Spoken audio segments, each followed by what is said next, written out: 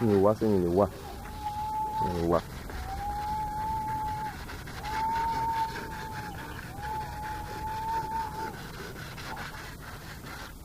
Tí bá tẹ̀lé wá gan nítorí owó mo ti máa wá bẹ́ẹ̀ ni máa lọ gbé gáàsì kejì lọ́dọ̀ wọn ìyá ọjọ́ tó ti jù lọ́dọ̀ wọn náà ti tó.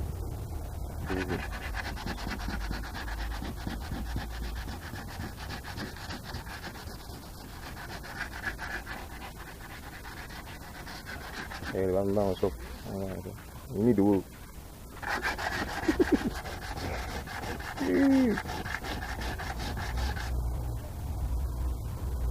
Máa wẹ̀ ajé bá fi wà ètò ti dáhùn wàhálà ètò ti dáhùn. Èmi sábà pè lọ́wọ́ ẹ̀ ni ó sọ pé a fẹ́ ṣe joint class ní auditorium àwọn marketing yẹn ti ẹ̀bà ní lọ. Òun ló wà kó gbogbo attendance ìdí ẹ̀.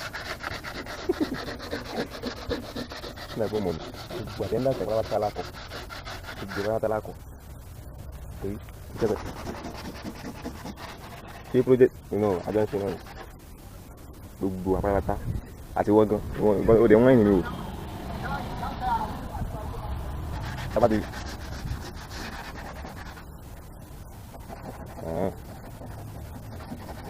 àwọn gbogbo àwọn pàdé ní November náà ní lọ́fà November náà ní.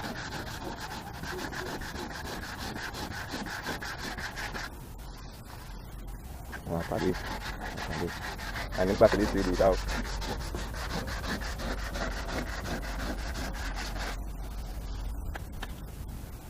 Ìlànà ọmọ wàhálà pọ̀ ẹ pa mi ọ̀nà ní pàmì kó tó máa bọ̀ níjọ́ Friday. Ebi kẹ.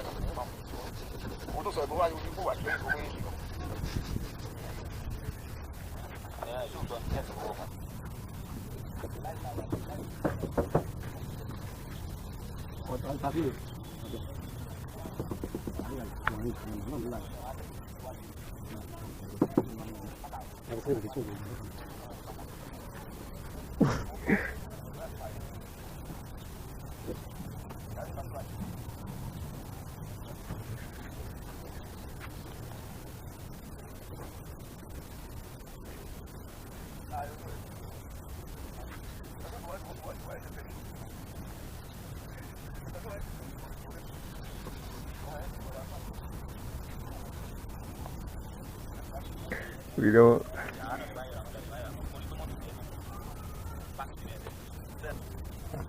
ó ti máa ń dààmú mi jù ìdókè ẹ̀gbọ́n mi fẹ́ lọ sẹ́ẹ̀.